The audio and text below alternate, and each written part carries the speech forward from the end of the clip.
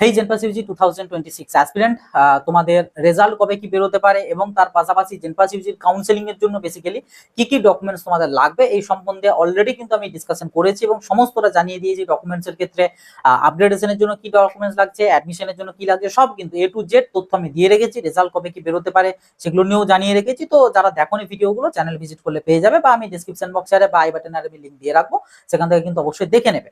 আর আজকের এই ভিডিওটাতে মেনলি তোমাদের ওই যে ডকুমেন্টস গুলো যেগুলো ছিল তার মধ্যেই একটা ডকুমেন্টস ছিল, সেটা হচ্ছে ডোমিসিয়াল সার্টিফিকেট, যেটা আমি তোমাদেরকে বলেছিলাম যে পরে আমি এটাকে নিয়ে একদম ডিটেলসে তোমাদের সাথে আলোচনা করবো কিভাবে কি বানাতে হয় বা কোনটা কাদের জন্য বানাবে বা বানানো দরকার। তো সেটা এই ভিডিওটাতে আমি ডিসকাশন করবো, কাজে এই ভিডিওটা শেষ অবধি দেখবে, কারণ ডোমিসিয়াল হচ্ছে one of the important documents তোমাদের, সেটা আপগ্রেডেশন হোক বা অ্যাডমিশন, ঠিক আছে। তো কিভাবে কি বানাবে পুরোটাই আমি ডিসকাশন করে দেবো। তো শেষ অবধি দেখবে, সবার সাথে ভিডিওটা শেয়ার করে দেবে, ভিডিওটা ভালো লাগলে একটা লাইক করে দেবে, চ্যানেলটা নতুন হয়ে থাকলে সাবস্ক্রাইব করে নোটিফিকেশনে ক্লিক করে অলতে সেট করে রাখবে, কারণ এই চ্যানেল থেকে জেনপাস ইউজি সংক্রান্ত A to Z help and support একদম টিল অ্যাডমিশন পর্যন্ত কিন্তু পেয়ে যাবে। ওকে, সো দেখো, প্রথমত হচ্ছে তোমাদের ডোমিসিয়ালের কিন্তু তিনটে এখানে ফরম্যাট আছে, একটা হচ্ছে A1, একটা হচ্ছে A2, আর একটা হচ্ছে বি। এই তিনটে তোমাদের ফরম্যাট রয়েছে ডোমিসিয়ালের জন্য, ঠিক আছে। এবার কোনটা কাতে আমি একবার দেখিয়ে দিচ্ছি স্ক্রিনেতে, যেটা দেখতে পাচ্ছ এটা হচ্ছে A1 এর ফরম্যাট, ঠিক আছে। আর দেন এটা হচ্ছে তোমাদের A2, অ্যান্ড এই যে ফরম্যাটটা এটা হচ্ছে বি। এবার কোনটা কাদের জন্য সেটা একটু বলে দিই। দেখো, তোমরা এখানেতে বেসিক্যালি রেগুলার কিছু স্টুডেন্টস আছো, ঠিক আছে। রেগুলার স্টুডেন্ট বলতে কারা, যারা 2026-এ এইচএস পাস আউট করেছো, তোমরা হচ্ছে রেগুলার স্টুডেন্ট। তো তোমাদের জন্য A1 অথবা A2 দুটো যে কোনো একটা তুমি বানাও, কোনো সমস্যার কিছু নেই, বাট চেষ্টা করবে A1টা যদি বানাতে পারো ভালো হয়, বাট A2টাও চলবে, ঠিক আছে। কি করে বানাবে আমি আসছি, বা কাকে দিয়ে সই করাবে আমি বলছি, বাট কাদের জন্য আগে কোনটা সেটা জেনে নাও, হলো। বাট যারা ড্রপার রয়েছে মানে 2026 বাদে অন্য যে কোনো বছর এইচএস পাস আউট, তোমাদের জন্য কিন্তু A1টাই লাগবে। তোমাদের A2তে কিন্তু কাজ চলবে না, বা A2তে কিন্তু কাজ হবে না। এবার এখানে অনেকে বলতে পারো যে এরকম তো কোথাও বলা নেই, না বলা নেই যে ড্রপারদের A2 চলবে না, কিন্তু রিয়েলিটি যেটা সেটা হচ্ছে যখন ভেরিফিকেশন করতে যাবে প্রবলেম ফেস করতে হবেই হবে, ঠিক আছে। আর এই নার্সিং বা এই প্যারামেডিক্যাল এই ফিল্ডে তো এটা আরো বেশি, এটা WBGE হলে তাও আমি অনেক ক্ষেত্রে বলি যে ঠিক আছে একটু করাও, সমস্যা কিছু নেই। বাট এখানে তো প্রাইভেট কলেজে প্রচন্ড রকম সমস্যা কিন্তু ক্রিয়েট করবে। তো বেটার হয়, এখন তো হিউজ লেভেলের টাইম রয়েছে, তো তোমরা আস্তে আস্তে বানিয়ে নেবে, কারণ এটা বানাতে ম্যাক্স টু ম্যাক্স 7 থেকে 10 দিন টাইম লাগবে। তো বানিয়ে নেবে, কিন্তু A2টারই চেষ্টা কিন্তু করবে বানানো। আর প্রোফর্মা বিটা তাহলে কাদের লাগবে? বিটা হচ্ছে সেই সব স্টুডেন্টদের লাগবে যাদের পার্মানেন্ট রেসিডেন্স হচ্ছে তোমরা ওয়েস্ট বেঙ্গলে, ঠিক আছে। মানে তোমাদের কোনো ডকুমেন্টসে বা তোমার বাবা মারা হচ্ছে ওয়েস্ট বেঙ্গলেরই পার্মানেন্ট রেসিডেন্ট, কিন্তু তুমি হয়তো পড়াশোনা অন্য স্টেট থেকে করেছো, বা তোমার বাবা মারা অন্য স্টেটে থাকে, যে কারণে তুমিও ওখান থেকে পড়াশোনা করেছো। মানে আলটিমেটলি তোমার অ্যাকচুয়াল যে হোম সেটা হচ্ছে ওয়েস্ট বেঙ্গল, বাট থাকো তুমি বাইরেতে, ঠিক আছে, বা বাইরের থেকে তুমি এইচএস পাস আউট গুলো করেছো। তো সেই সব স্টুডেন্টদের জন্য বিটা লাগবে, ঠিক আছে। বি ফরম্যাটটা হচ্ছে তাদের জন্য, বাকি কারোর জন্য বিটা নয়, A1 অথবা A2-র মধ্যেই থাকবে, এবং এগুলোর মধ্যেই ম্যাক্সিমাম স্টুডেন্টরা থাকো। বাকি তো তোমার মানে বিটা খুব কম সংখ্যক স্টুডেন্টদেরই হয়, ঠিক আছে। এনিওয়ে, তো এটা হচ্ছে কাদের জন্য কোনটা। এরপর আসবো হচ্ছে তোমরা বানাবে কি করে। দেখো, A2টা বানানো একদম সিম্পল ব্যাপার। A2টা হচ্ছে তুমি যে স্কুল থেকে এইচএস পাস আউট করেছো, সেই স্কুলের যে প্রিন্সিপাল বা স্কুলের যে হেডমাস্টার মশাই, ওনাকে দিয়ে তোমাকে সইটা করাতে হবে। তুমি নিয়ে যাবে ফর্মটা নিয়ে গিয়ে ওখানে বললে ওনারা কিন্তু তোমাকে করে দেবে, ঠিক আছে। কিভাবে কি ফিল আপ করবে ফর্মটা? উপরের দিকে যে পোর্শনটা আছে ওখানে দেখবে তোমার নাম, তোমার গার্জেনের নাম, দেন তোমার যে অ্যাড্রেসটা আছে অ্যাড্রেসটা মেনশন করতে বলবে, কোন ইয়ারে এইচএস পাস আউট করেছো সেটা লিখতে বলবে, ইয়ারটা লিখে দেবে, বাস দ্যাটস ইট। নিচে ছবি চেটানোর জায়গায় ছবি চেটাবে, সিগনেচারের জায়গায় সিগনেচার করবে, বাট সিগনেচারটা আগে থেকে করবে না, ওটা স্কুলে যখন স্যারকে দিয়ে সই করাতে যাবে তখন ওনাদের কাছে গিয়ে সইটা করবে, কারণ দেখো ওখানে বলে দেওয়া আছে ইন ফ্রন্ট অফ দেম, মানে অথরিটির সামনে করতে বলেছে, তো ওটা তখন করবে। আর কিছু তোমাকে করতে হবে না। সই করানোর জন্য নিয়ে যাবে ওখানকার তোমার স্কুলের হেডমাস্টার মশাই বা তোমার প্রিন্সিপাল যেই থাকুন না কেন, উনি বা টিচার ইনচার্জ যিনি হন না কেন, উনি নিচে দেখবে সার্টিফাইং অথরিটির একটা সিগনেচারের জায়গা আছে, ওখানেতে সিগনেচার করবে। তার পাশাপাশি হচ্ছে একটা স্ট্যাম্প, মানে কলেজের যে স্কুলের যে স্ট্যাম্পটা থাকে না, সেই স্ট্যাম্পটা কিন্তু ওখানে একটা দেবে। শুধু এটা করলেই হবে না, তার পাশাপাশি তুমি যে ছবিটা চিঠিয়েছো ছবিটার উপরেও কিন্তু তোমাকে অ্যাটেস্টেড করাতে হবে, অর্থাৎ ছবিটার উপরেও যেন উনি মানে স্যার যাকে দিয়ে করাচ্ছ উনি যেন একটা সিগনেচার করে, অ্যান্ড অ্যাজ ওয়েল এজ স্ট্যাম্পটাও যেন ছবিটার উপরে থাকে। অর্থাৎ পুরো ডকুমেন্টসের মধ্যে দুটো সই হবে, দুটো স্ট্যাম্প থাকবে, একটা যেখানে বলেছে সেখানে, আর একটা ছবিটার উপরে। ওকে, যদি ছবির উপরে সই স্ট্যাম্প না থাকে ডকুমেন্টসের কোনো ভ্যালুয়েশন কিন্তু নেই, ঠিক আছে। তো এটা হচ্ছে A2 ফরম্যাট বানানোর একদম সিম্পল প্রসেস, বাট এটা ড্রপাররা কিন্তু বানানোটা অ্যাভয়েড করাটাই আমার মতে বলে বেটার হবে। রেগুলার হলে ঠিক আছে, বাট তাও রেগুলারদেরও A1টাই বানাতে বলবো। ওকে, সো এটা গেল। এরপর হচ্ছে মেন যেটা A1, সেটা কিভাবে বানাবে। দেখো, ফার্স্ট অফ অল হচ্ছে A1 এর ক্ষেত্রেও প্রসেসটা সেম, মানে সিনারিওটা সেম, ফর্মটা ফিল আপ করার উপরের দিকটা সেম ভাবে ফিল আপ করবে, নিজে ফিল আপ করলে ছবি চিটাবে, সই এখন করবে না, অথরিটির কাছে সই করাতে যাবে। এবার সই করাতে গিয়ে অথরিটির ওখানেও সেম মানে ব্যাপার, নিচের দিকে যেখানে সিগনেচারের জায়গা আছে অথরিটি একটা সই করবে, স্ট্যাম্প দেবে, ফটোটার উপরেও একটা সই হবে, স্ট্যাম্প হবে। যদি না থাকে ওটারও কোনো অস্তিত্ব কিন্তু থাকছে না, ঠিক আছে। প্রোফর্মা A1 বা B দুটোর ক্ষেত্রে একদম সেম জিনিস, ঠিক আছে। এবার কারা কারা অথরিটি কারা আছে আর কিভাবে তুমি বানাবে, ওকে। দেখো আমি একবার স্ক্রিনেতে আমি তোমাদেরকে এখানে দিয়ে দিচ্ছি। এখন এগুলো যারা দেখতে পাচ্ছ এগুলো হচ্ছে সব সার্টিফাইং অথরিটি ফর A1 অথবা B, মানে এইখানের মধ্যে থেকে যে কোনো একটা অথরিটিকে দিয়ে তুমি কিন্তু A1টা অথবা যাদের জন্য বিটা অ্যাপ্লিকেবল তাদের জন্য বিটা তুমি কিন্তু বানাতে পারো, ঠিক আছে। যাকে হোক দিয়ে, কোনো একজনের কাছ থেকে বানাতে গেলে হয়তো কিছু প্রবলেম আসছে, ওকে বাদ দিয়ে আরেকটা অন্য অথরিটিকে দিয়ে ট্রাই করবে, ঠিক আছে। এত অথরিটি রয়েছে, যে কোনো কাউকে দিয়ে বানালে কিন্তু তোমার হয়ে যাবে, ওকে। এবার যেটা in general maximum of the student যেটা বানায় সেটা কাকে দিয়ে, সেটা হচ্ছে হয় বিডিও কে দিয়ে বানায় কিংবা এসডিও কে দিয়ে বানায়, ঠিক আছে। তো এই বিডিও বা এসডিও কে দিয়ে ডোমিসাইল সার্টিফিকেট বানানোর প্রসেসটা কি আছে, সেটা হচ্ছে অ্যাজ সিম্পল।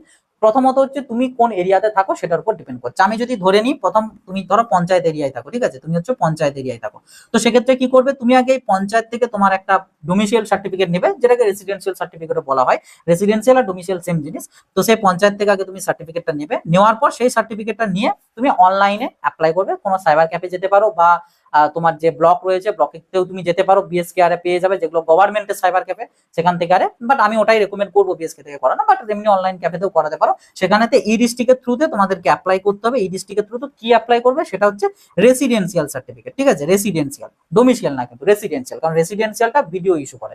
তো রেসিডেন্সিয়ালের জন্য তুমি অ্যাপ্লাই করবে। বা যদি দেখো যে রেসিডেন্সিয়াল হচ্ছে না, বা যেখানে করতে গেছে উনি বলছেন রেসিডেন্সিয়াল এখন হচ্ছে, কারণ আমি শুনছিলাম যে অর্ডিনারি যে সার্টিফিকেটটা মানে যেটা রেসিডেন্সিয়াল সেটা নাকি এখন হচ্ছে না, ডোমিসিয়ালি বার করতে হচ্ছে, মানে এসডিও থেকে। তো তাহলে বাধ্য তখন সেটা, কিন্তু যদি মানে হয় তো সেক্ষেত্রে মানে ওটাই বানাবে, মানে রেসিডেন্সিয়াল ডোমিসিয়াল একই জিনিস, আগেই বললাম। তো সেটার জন্য অ্যাপ্লাই করবে, অ্যাপ্লাই করলে এই ডিস্ট্রিক্টে অ্যাপ্লাই করার পর মোটামুটি তোমার নিয়ার অ্যাবাউট প্রায় ম্যাক্স টু ম্যাক্স হয়তো 7 দিন তোমার সময় লাগবে সার্টিফিকেটটা বেরোতে। বাট অথরিটি মানে আর কি ভেদে, যে এরিয়া বিশেষে আর কি এগুলো ভ্যারি করে। অনেক এরিয়া আছে যেখানে তুমি আজকে অ্যাপ্লাই করলে কালকে সার্টিফিকেট তুমি পেয়ে যাবে, আবার কোথাও আছে 7 দিন পরেও পেতে পারো। বাট টাইম নিয়ে, এখন তো হিউজ টাইম আছে, ওই জন্য এখন তুমি অ্যাপ্লাই করে দাও। মোটামুটি ম্যাক্স টু ম্যাক্স 7 দিন লাগবে, তো 7 দিনের মধ্যে অনলাইন কপি পেয়ে যাবে। দেন ওই যে অনলাইন থেকে যে ই ডোমিসিয়ালটা যেটা পেলে, ই সার্টিফিকেট যেটা ই ডোমিসিয়ালটা যেটা পেলে আর কি, ওই সার্টিফিকেটটার একটা জেরক্স কপি নেবে, সাথে তোমার একটা আইডেন্টিটি প্রুফ নেবে, মানে আধার কার্ডের একটা জেরক্স নেবে, ঠিক আছে, আধারের একটা জেরক্স নেবে, সাথে এই যে A1 ফরম্যাটটা, সেই A1 ফরম্যাটটা ফিল আপ করে, মানে ওই উপরের দিকটা ফিল করে ছবিটা চিটিয়ে তুমি নিয়ে যাবে। কোথায় যাবে, তুমি যাবে হচ্ছে বিডিওর অফিসে, ঠিক আছে। বিডিওর অফিসে তুমি যাবে, গিয়ে ওখানে বলবে, এবার বিডিও মানে বুঝতে পারছো ডেলি হয়তো নাও পেতে পারো, একদিন দুদিন ঘুরতে হতে পারে।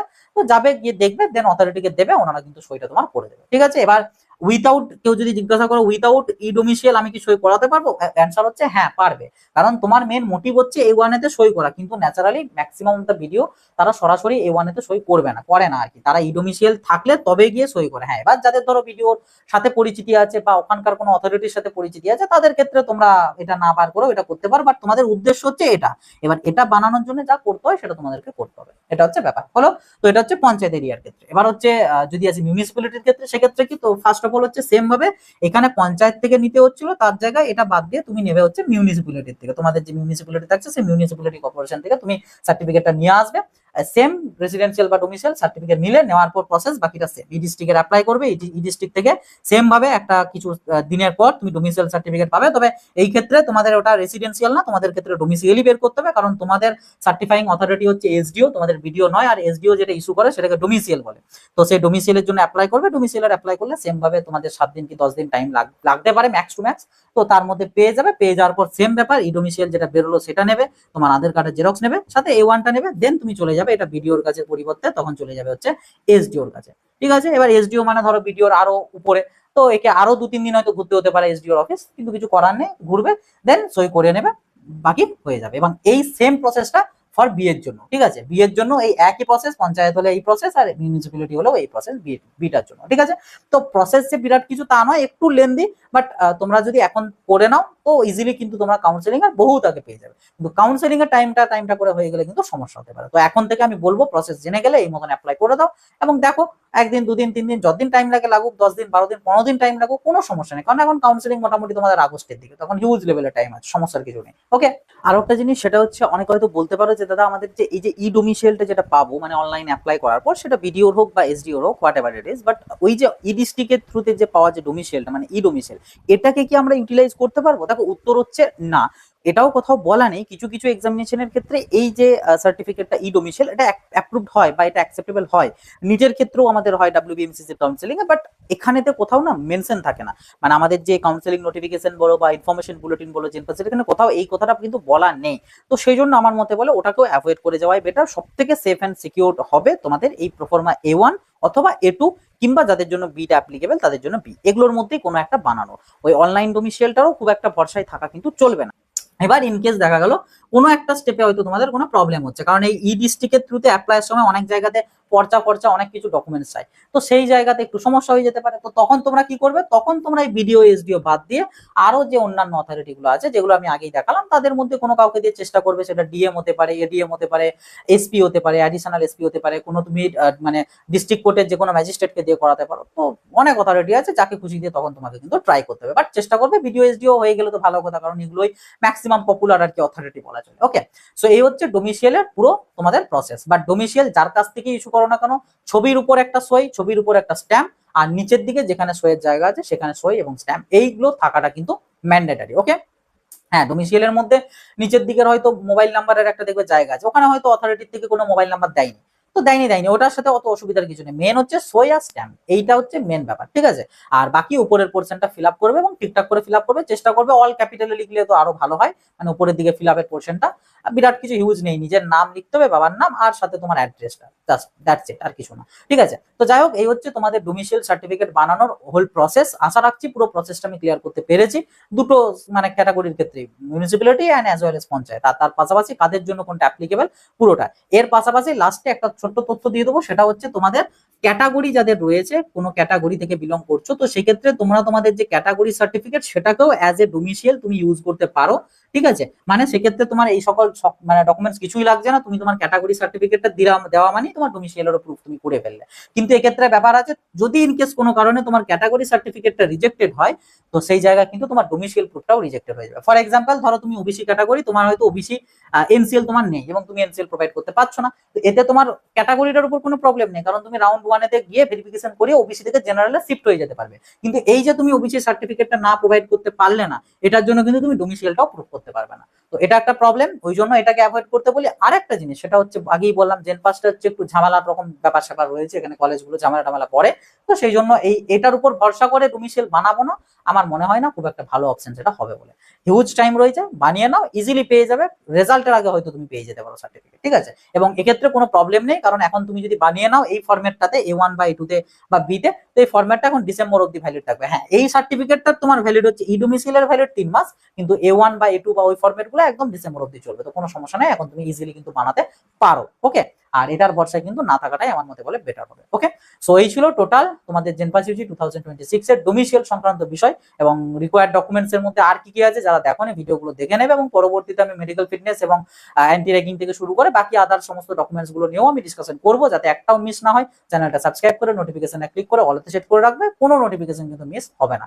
আর তার পাশাপাশি পেড কাউন্সেলিং সাপোর্টে যারা ইনরোল করতে চাইছো ফর জেনপাস ইউজি, যেখানে আমাদের এন্ড থেকে তোমাদের যে চয়েস ফিলিং লিস্ট রয়েছে সেটা বানিয়ে দেওয়া হবে, সেটা অবভিয়াসলি এমনি না, তোমাদেরকে ফোন টোন করে সমস্ত রকম ডিসকাশন করে সব ডাউট ক্লিয়ার করে অল রিকোয়ারমেন্ট জেনে সেই অ্যাকর্ডিং তোমাদের চয়েস ফিলিং লিস্ট বানিয়ে দেওয়া হবে, এবং একটা মিনিমাল একটা প্রাইস রয়েছে, যদি তুমি রেজাল্টের আগে পারচেস করো সেই জায়গায় 300 রুপিসে পেয়ে যাবে, বাট আফটার রেজাল্ট হলে কিন্তু সেটা 400 রুপিস হয়ে যাবে। তো যদি কেউ ইন্টারেস্টেড থেকে থাকো, অ্যাজ সুন অ্যাজ পসিবল আমাদের পেড কাউন্সেলিং সাপোর্টে এনরোল করতে পারো, যেটা লিঙ্ক স্ক্রিনেতে দেখতে পাচ্ছ, এটা গুগল লেন্সের থ্রুতে কপি করতে পারো, অথবা আমি ডেসক্রিপশন বক্স এবং ভিডিওর প্রথম পিন কমেন্টে লিঙ্ক দিয়ে রাখছি, সেখান থেকে গিয়েও লিঙ্কটা ওপেন করে পরে ফর্মটা ফিল আপ করে পেমেন্টের ওখানেই ডিটেলস দেওয়া আছে, পেমেন্ট করে সাবমিট করে দেবে ফর্মটা, বাস বাকি আমাদের এন্ড থেকে কন্ট্যাক্ট কিন্তু করে নেওয়া হবে। ওকে, সো এই ছিল আর কি তোমাদের আজকের ভিডিও, আশা রাখছি পুরোটা ক্লিয়ার করতে পেরেছি। যদি এর পরেও কিছু ডাউট থেকে থাকে, কমেন্ট বক্স তোমাদের জন্যই খোলা আছে, ডেফিনেটলি কমেন্ট বক্সে কমেন্ট করে জানাবে, এবং চেষ্টা করবো পরবর্তীতে সেগুলোর অ্যান্সার কিন্তু করে দেওয়ার। আর আমাদের হোয়াটসঅ্যাপ গ্রুপে যারা জয়েন হওনি, ডেফিনেটলি জয়েন হয়ে যাবে, লিঙ্ক ডেসক্রিপশন বক্স এবং প্রথম পিন কমেন্ট আমি দিয়ে রাখবো। সো এই ছিল আর কি আজকের ভিডিও, আবার দেখা হবে নতুন একটা ভিডিওতে, সকলে ভালো থাকবে, সুস্থ থাকবে, বাই।